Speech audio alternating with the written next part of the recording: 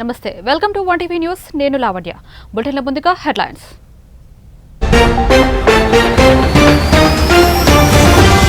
మాజీ ఐపీఎస్ కు పిఎస్ఆర్ ఆంజనేయులకు అస్వస్థ ఆసుపత్రికి తరలించిన పోలీసులు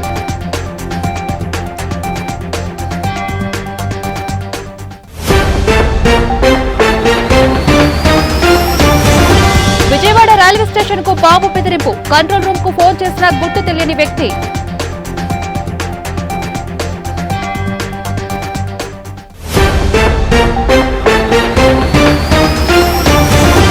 జమ్మూ కాశ్మీర్లో రాహుల్ గాంధీ పర్యటన యుద్ధ బాధిత కుటుంబాలకు పరామర్శ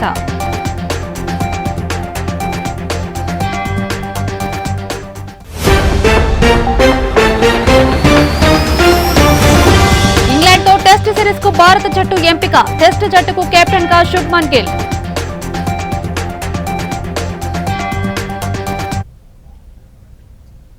బులెటిన్లో ఇక డీటెయిల్స్ చూద్దాం. ఇక ముంబై నటి జత్వానీ అక్రమ అరెస్ట్ కేసు ఏపీపీఎస్సీ అవకతవకల కేసులో ఆరోపణలు ఎదుర్కొంటున్న మాజీ ఐపీఎస్ అధికారి పిఎస్ఆర్ ఆంజనేయులు పోలీసుల కస్టడీలో ఉన్న విషయం తెలిసిందే. గత కొద్ది రోజులుగా ఆయన్ను పోలీసులు విచారిస్తున్నారు. ఇందులో భాగంగా ప్రస్తుతం ఆయన విజయవాడ జైల్లో ఉన్నారు. అయితే ఇవాళ ఉదయం ఆంజనేయులు ఆరోగ్యం ఒక్కసారిగా క్షీణించింది. బీపీలో హెచ్చుతగ్గులు రావడంతో ఆయన అస్వస్థకు గురైనట్లు జైలు డాక్టర్ పోలీసులకు సమాచారం అందించారు. అనంతరం ఆయనకు మెరుగైన చికిత్స అందించాలని సూచించడంతో విజయవాడ జైలు నుంచి విజయవాడ ప్రభుత్వ ఆసుపత్రికి పిఎస్ఆర్ ఆంజనేయులు తరలించారు. ప్రస్తుతం ఆయనకు ఆసుపత్రిలో వైద్యులు పరీక్షలు నిర్వహిస్తున్నారు. కాగా పిఎస్ఆర్ ఆంజనేయులు ఆరోగ్యం పరిస్థితి క్షీణించడంపై కుటుంబ సభ్యులు ఆందోళన వ్యక్తం చేస్తున్నారు.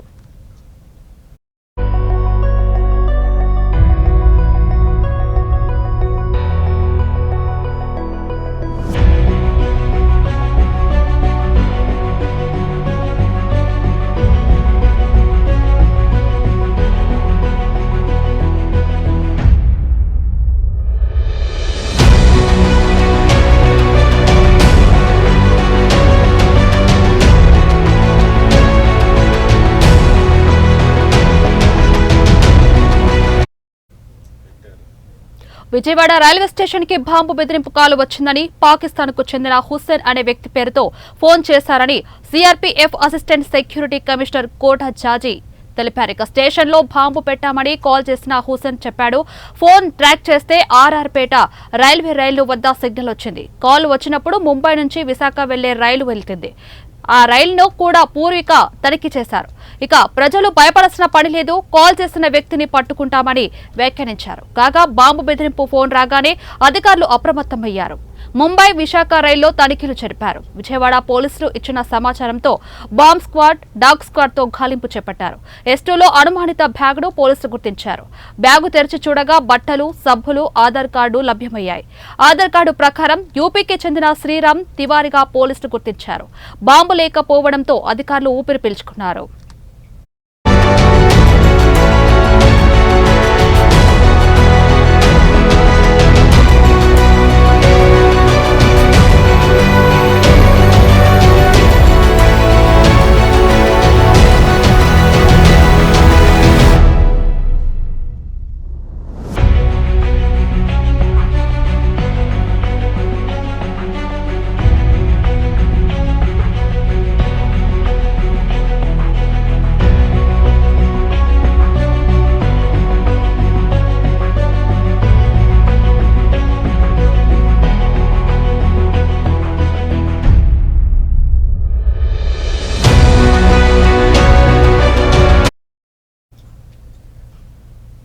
గ్రామాల్లో అభివృద్ధి పనులు చేసిన సర్పంచుల పెండింగ్ బిల్లులు చెల్లించకుండా కేవలం కాంట్రాక్టర్లు చేసిన పనులు ఎస్టీఎఫ్ బిల్లులు అవి కూడా 10 లక్షల లోపు ఉన్న పెండింగ్ బిల్లులు విడుదల చేస్తూ ప్రభుత్వం ప్రకటన చేసింది. ఈ సందర్భంగా హైదరాబాద్ లో తెలంగాణ సర్పంచుల సంఘం జాయింట్ యాక్షన్ కమిటీ రాష్ట్ర అధ్యక్షుడు సుర్వి యాదయ్య గౌడ్ సమావేశం నిర్వహించారు. గ్రామ పంచాయతీలకు పెండింగ్ బిల్లులు సర్పంచులకు చెల్లింపు అనేది అవాస్త సర్పంచులు ప్రతి నెల రాష్ట్ర ప్రభుత్వం నుంచి, ఎస్ఎఫ్సి నుంచి, కేంద్ర ప్రభుత్వం నుంచి 15 ఫైనాన్స్ నుంచి డబ్బులు వస్తాయని తెలిపారు. కేంద్రం నుంచి రావాల్సిన జాతీయ మహాత్మా గాంధీ ఉపాధి హామీ పథకం ద్వారా చేసిన పనులు పెండింగ్ బిల్లులు కూడా రాష్ట్ర ప్రభుత్వం చెల్లించేటట్టు చూడాలని కోరారు. ఎస్డిఎఫ్ అనే నిధులు రిలీజ్ చేసి గ్రామ పంచాయతీలకు నిధులు మంజూరు చేస్తామని ఈ రాష్ట్ర ప్రభుత్వం చెప్పడం చాలా అన్యాయం. ఎందుకంటే కేవలం మేము గ్రామంలో అభివృద్ధి పనులు చేసింది అన్ని వర్గాలకు సంబంధించిన ప్రజలు, అన్ని రాజకీయ పార్టీలకు సంబంధించిన ప్రజలకు మమేకం చేసుకొని మేము అభివృద్ధి పనులు చేస్తుంటాం. అభివృద్ధి పనులలో కూడా ప్రతి గ్రామంలో మేము డంపింగ్ యార్డు కానీ, ప్రతి గ్రామంలో పల్లె ప్రకృతి వనాలు కానీ, రైతు వేదికలు కానీ, క్రీడా ప్రాంగణములు కానీ అనేక కార్యక్రమాలు అభివృద్ధి పనులు చేసినాం. ఈ ప్రభుత్వం వచ్చి 17 నెలలు అవుతుంది. మా పెండింగ్ బిల్లులు చెల్లించమని అనేక సార్లు మొరపెట్టుకున్నా కానీ మా బాధలు, మా గోడు వినిపించుకోకుండా కేవలం గుత్తేదారులకు ఈరోజు పెండింగ్ బిల్లులు చెల్లించరు.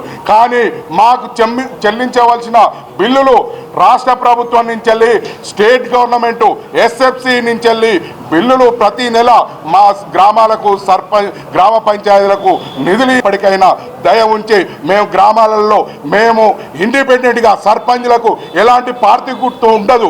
మేము సర్పంచుల ప్రజల మనసును గెలుచుకొని మేము గ్రామాలలో అభివృద్ధి పనులు చేసిన పెండింగ్ బిల్లులే కాబట్టి మా బిల్లులు చెల్లించి మాకు న్యాయం చేయాలి అని ఈ రేవంత్ రెడ్డి ప్రభుత్వాన్ని మేము కోరుతున్నాం, మేము వేడుకుంటున్నాం, దండాలు పెట్టి చెప్తున్నాం.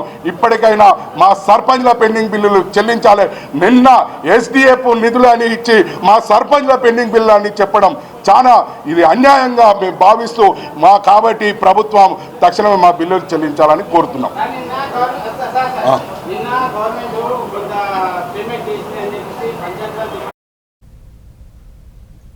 కాంగ్రెస్ అగ్రనేత, లోక్సభ ప్రతిపక్ష నేత రాహుల్ గాంధీ జమ్మూ కాశ్మీర్లో పర్యటిస్తున్నారు. పర్యటనలో భాగంగా ఇటీవల భారత్ పాకిస్తాన్ ఉద్రిక్తతల సందర్భంగా పూంచ్ ప్రాంతంలో ఆస్తులు కోల్పోయిన బాధిత కుటుంబాలను రాహుల్ గాంధీ పరామర్శించారు. వారి సమస్యలను అడిగి తెలుసుకున్నారు. దాయాది దేశం సరిహద్దు గ్రామాలను లక్ష్యంగా చేసుకుని దాడులు చేసింది. దాయాది సైనిక చర్యలకు జమ్మూ కాశ్మీర్లోని సరిహద్దు గ్రామాలు దెబ్బతిన్నాయి. దీంతో పూంచ్ ప్రాంతంలో అనేక నివాసాలు దెబ్బతిన్నాయి. ఒక పాఠశాలకు రాహుల్ గాంధీ వెళ్లి అక్కడి విద్యార్థులతో మాట్లాడారు. పహల్గాం ఉగ్రదాడి తర్వాత జమ్మూ కాశ్మీర్ను సందర్శించారు. ఇక ఆపరేషన్ సింధూర్ తర్వాత మరొకసారి ఈ ప్రాంతాన్ని సందర్శించడం విశేషం.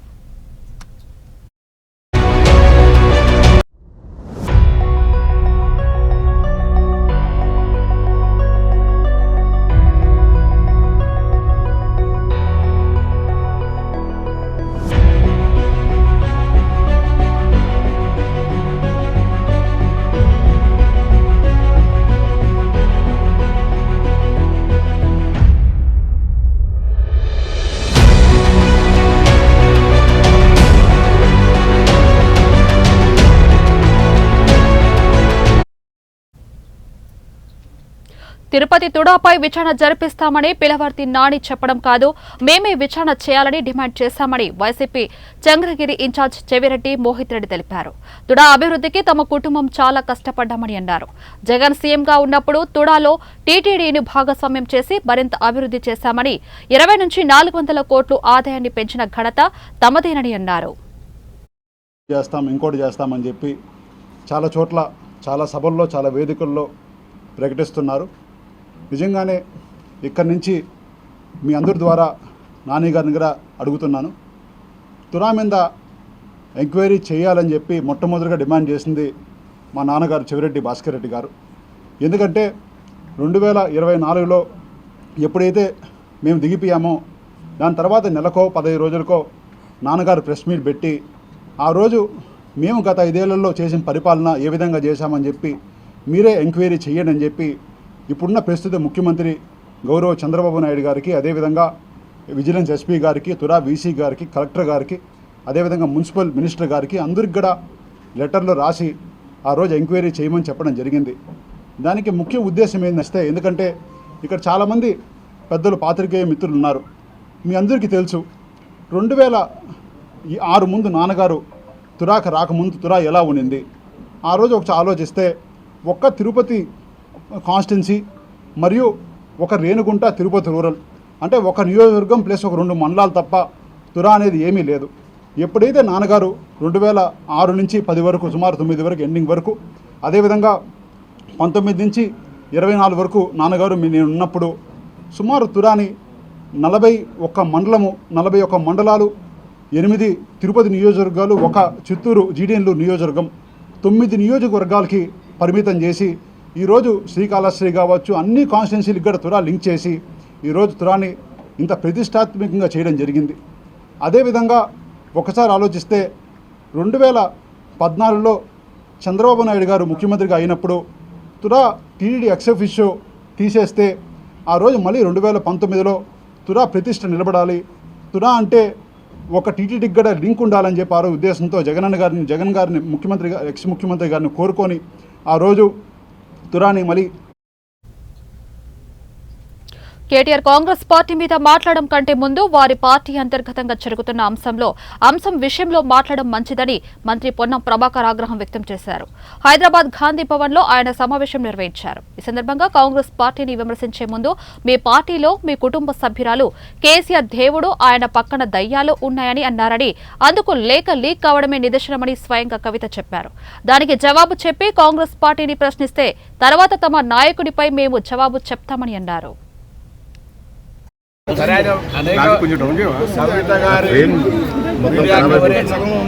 కవిత గారి యొక్క ప్రెస్ కాన్ఫరెన్స్ మీద పాపం ఫీల్ అయ్యి ఏదో ఒకటి గట్టిగా అంటే కవిత గారికి పోయి మళ్ళీ కేటీఆర్ గారికి ముందు వస్తారని ఆలోచనతో ఎందుకు చెప్పినా తెలియదు. బేస్లెస్ ఆరోపణల మీద రియాక్ట్ అయ్యే అవసరం లేదు.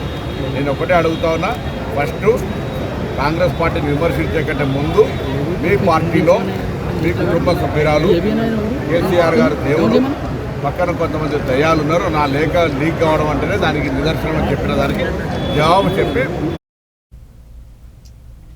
దేశంలో ఇటీవల జరిగిన ముష్కరుల దాడిని ప్రధానమంత్రి మోడీ నాయకత్వంలో త్రివిధ దళాలు ఏ విధంగా ఎదుర్కొన్నాయో ప్రజలందరికీ తెలిసిందేనని, పాకిస్తాన్ దుశ్చర్యలను ఎట్టి పరిస్థితుల్లోనూ తిప్పికొట్టే సామర్థ్యం మన దేశానికి ఉందని ఏలూరు జిల్లా బీజేపీ అధ్యక్షులు విక్రమ్ కిషోర్ అన్నారు. ఏలూరు జిల్లాలోని బీజేపీ జిల్లా కార్యాలయంలో ఈరోజు సమావేశం నిర్వహించారు. ఈ సందర్భంగా జిల్లా అధ్యక్షులు పాకిస్తాన్ కవ్వింపు చర్యలను మన దేశంలోని ఖండించారన్నారు.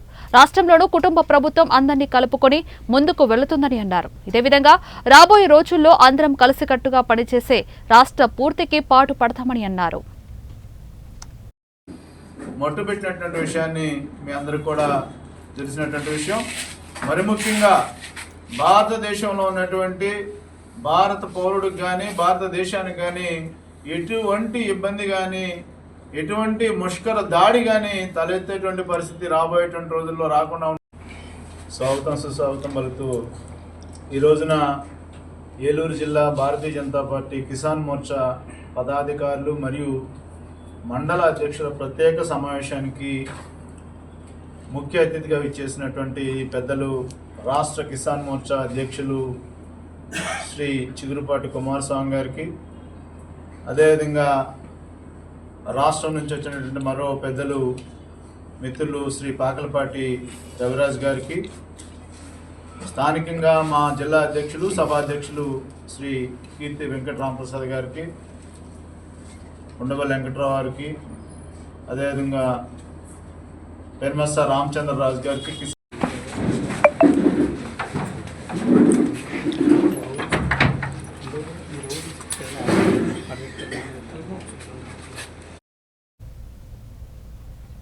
ఫిట్ ఇండియా ఉద్యమం మరియు స్వాతంత్ర సంగ్రామంలో యోగా ఉద్యమాన్ని తీసుకురావడానికి ప్రధాని నరేంద్ర మోడీ, ముఖ్యమంత్రి చంద్రబాబులు సమిష్టి కృషి చేస్తున్నారని శ్రీకాకుళం జిల్లా కలెక్టర్ స్వప్న ఎల్ దివాకర్ పుట్కర్ అన్నారు. గ్రామస్థాయి నుండి అన్ని వర్గాల వారు పెద్ద ఎత్తున యోగాలో పాల్గొనాలని ఆయన పిలుపునిచ్చారు. జూన్ 21వ తేదీన ప్రపంచ యోగా దినోత్సవం సందర్భంగా ప్రధాని మోడీ పిలుపు మేరకు యోగాంధ్ర కార్యక్రమాలు జిల్లా అంతటా విస్తృతంగా జరుగుతున్నాయి. శ్రీకాకుళం జిల్లా కేంద్రంలో 80 అడుగుల రోడ్డులో జిల్లా గ్రామీణాభివృద్ధికి శాఖ ఆధ్వర్యంలో యోగా మాసోత్సవాల్లో భాగంగా యోగా కార్యక్రమం నిర్వహించారు. యోగాంధ్ర కార్యక్రమాలు గ్రామ స్థాయి నుండి జరుగుతాయని, ప్రజలు పెద్ద ఎత్తున తరలివచ్చి విజయవంతం చేయాలని ఆయన పిలుపునిచ్చారు.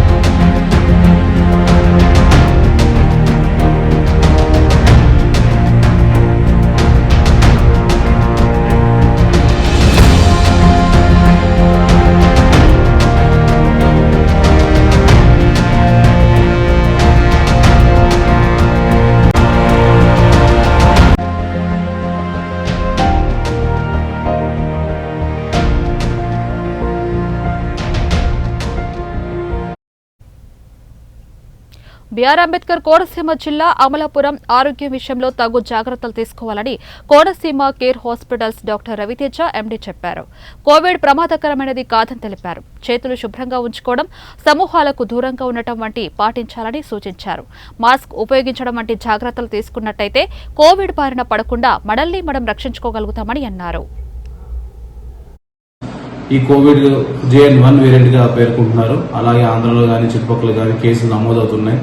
ఏమన్నా తుమ్ములు, జ్వరం, దగ్గు, రొంప, గొంతు నొప్పి ఇలాంటి సింటమ్స్ ఏమైనా ఉంటే అందరూ కూడా హోమ్ ఐసోలేషన్ ప్రిఫర్ చేసి తగిన వైద్యం తీసుకోవాలని, అలాగే సరైన డాక్టర్ని సంప్రదించాలని చెప్పి కోరుకుంటున్నాం. అలాగే ఏమైనా ఆయాసం ఎక్కువైనా, ఒకసారిగా జ్వరం వచ్చి ఏమైనా ఇబ్బంది పడినా కూడా టెస్టింగ్ చేయించుకోవాలని మీ అందరికి కూడా తెలియజేసుకున్నాం. ఈ సామూహిక గ్యాదరింగ్స్ కానీ లేకపోతే పబ్లిక్ మీటింగ్స్ కానీ అన్ని కూడా అందరూ దూరం ఉంటారని చెప్పి తెలియజేసుకుంటూ, అలాగే చేతులు కడుక్కోవడం, మాస్క్ వేసుకోవడం ఇవన్నీ కూడా బయట తిరగడం కూడా తగ్గించాలి. ఎక్కువ వృద్ధులు, చిన్నపిల్లలకి ఎఫెక్ట్ ఎక్కువ ఉంటుందండి. సో అన్ని తగిన జాగ్రత్తలు తీసుకుని అందరూ జాగ్రత్త పడతారని చెప్పి తెలియజేసుకున్నాం. Thank you very much. అందరికీ నమస్కారం అండి. నేను డాక్టర్ కారణ్యతేజ, ఎండి. మలిదశ తెలంగాణ ఉద్యమానికి తెలంగాణ జర్నలిస్టుల ఫోరం దిక్సూచిగా నిలిచిందని టీజేఎఫ్ జర్నలిస్ట్ యూనియన్ నాయకులు పేర్కొన్నారు. టీజేఎఫ్ 25వ వసంతోత్సవం సందర్భంగా ఈ నెల 31న జలవిహార్ వేదికగా జరిగే రజతోత్సవ వేడుకల పోస్టర్ను మంచిర్యాల పట్టణంలోని తెలంగాణ అమరవీరుల స్తూపం వద్ద యూనియన్ నాయకులు జర్నలిస్టులతో కలిసి ఆవిష్కరించారు. 2001లో మలిదశ తెలంగాణ ఉద్యమం ప్రారంభమైన సంవత్సరంలోనే మొదటిసారిగా తెలంగాణ జర్నలిస్టు ఫోరం ఆవిర్భవించినట్టు నాయకులు తెలిపారు. ఆంధ్ర యాజమాన్యంలో పనిచేస్తూనే తెలంగాణ జర్నలిస్టులు ఒకే తాటిపై నిలబడడం గొప్ప విషయమని వారు పేర్కొన్నారు.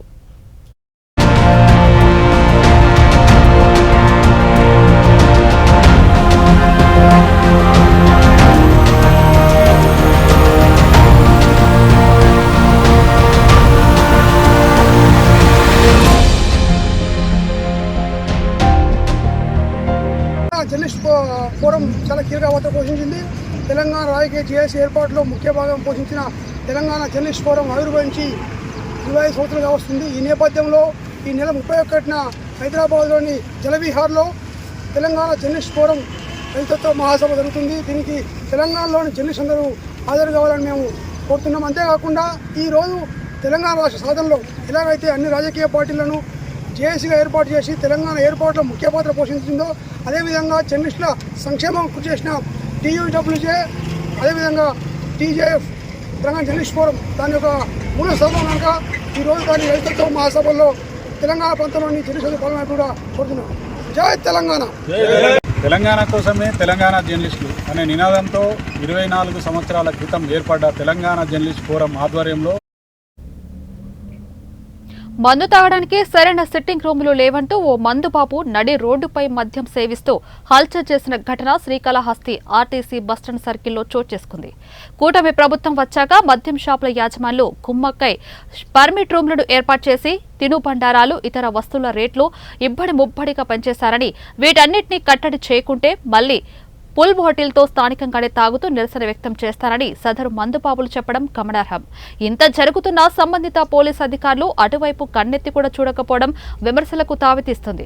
అటువైపు వెళ్లే ప్రయాణికులు ఔరా అంటూ ముక్కున వేలేసుకోవడం కనిపించింది. దీనిపై 2వ పట్టణ సీఐ నాగార్జునరెడ్డిని వివరణ కోరగా అతనిపై కేసు నమోదు చేశామని, మత్తులో ఉండటం వల్ల అతనిపై పబ్లిక్ న్యూసెన్స్, ఓపెన్ బూసింగ్ కేసులు నమోదు చేశామన్నారు. మనతో దిగిన తర్వాత కౌన్సిలింగ్ ఇచ్చి కోర్టులో హాజరుపరుస్తామన్నారు.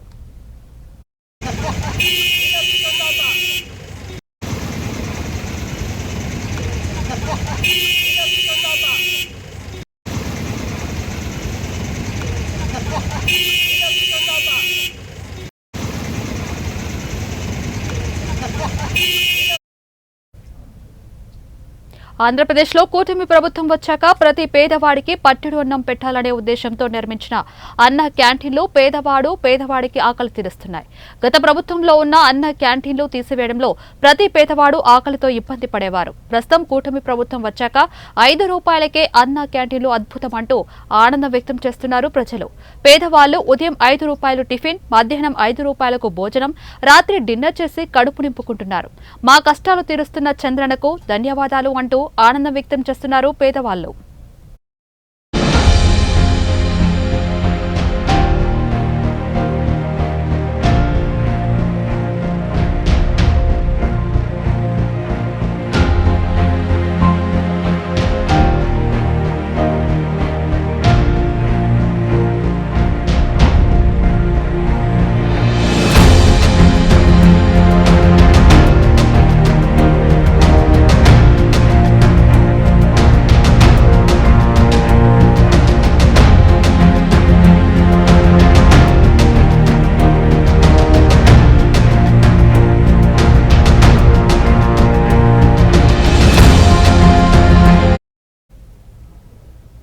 World's favourite jeweller Joyalukkas విజయవాడలో కొత్తగా ఆధునీకరించిన షోరూంలో అధికారికంగా తమ బ్రిలియన్స్ డైమండ్ జ్యువెలరీ షోను ప్రారంభించింది. ఇక్కడ ప్రదర్శనలో ఉంచిన నగలు జ్యువెలరీ ప్రియులను ఆకట్టుకుంటున్నాయి. ఆధునీకరణలో భాగంగా సరికొత్త అరుదైన కలెక్షన్స్ అందుబాటులో ఉంచామన్నారు నిర్వాహకులు. బ్రిలియన్స్ డైమండ్ జ్యువెలరీ కళా ప్రియులను ఆకట్టుకుంటుందన్నారు.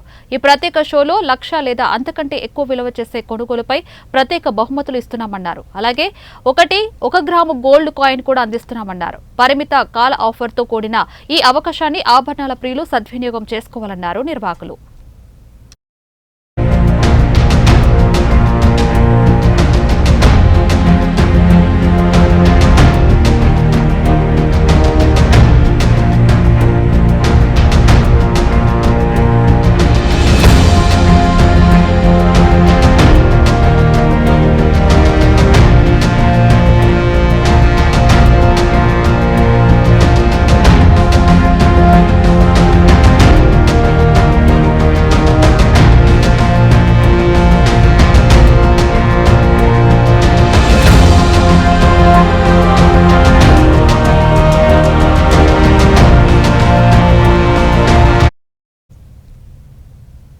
అంబేద్కర్ కోనసీమ జిల్లాలో తిరుమల వాడపల్లి వెంకటేశ్వర స్వామి ఆలయానికి భక్తులు పోటెత్తారు.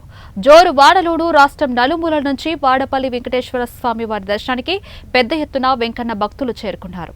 ఎడతెరిపి లేకుండా కురుస్తున్న వర్షంలో కూడా మాడ వీధుల్లో తడుస్తూనే ప్రదక్షిణలు చేస్తున్నారు. భక్తులకు ఎటువంటి అసౌకర్యం కలగకుండా ఎప్పటికప్పుడు స్వయంగా ఉప కమిషనర్ నల్లం సూర్య చక్రధర్రావు పర్యవేక్షిస్తున్నారు.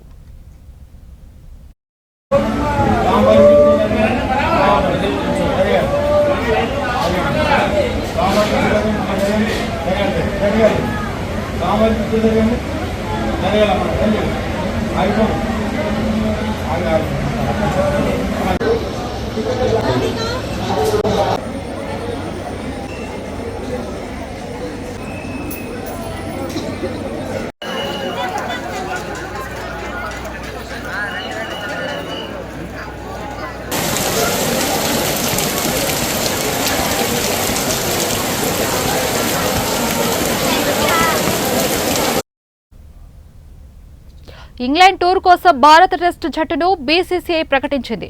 మొత్తం 18 మంది ఆటగాళ్లతో జట్టును ప్రకటించింది. అందరూ ఊహించినట్లుగానే ఈ 5 మ్యాచ్ల టెస్ట్ సిరీస్ కోసం యువ ఆటగాడు శుభ్మన్ గిల్ ను కెప్టెన్ గా ఎంచుకుంది. రిషబ్ పంత్ ను వైస్ కెప్టెన్ గా నియమించింది.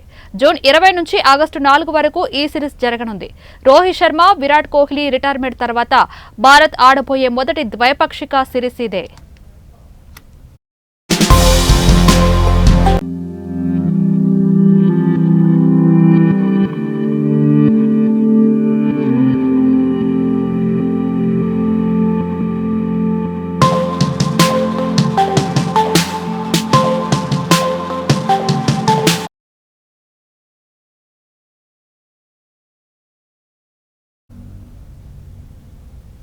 ఇవి ఇప్పటివరకు నా బులెటిన్ అప్డేట్స్. చూస్తూనే ఉండండి వన్ టీవీ న్యూస్.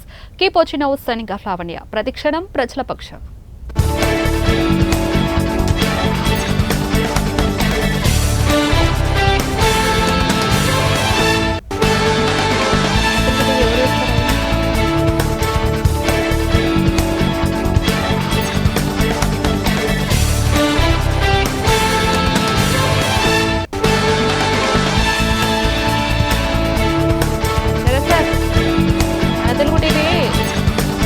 వాళ్ళు ఎవరైనా చేస్తారా వాళ్ళు లేకపోతే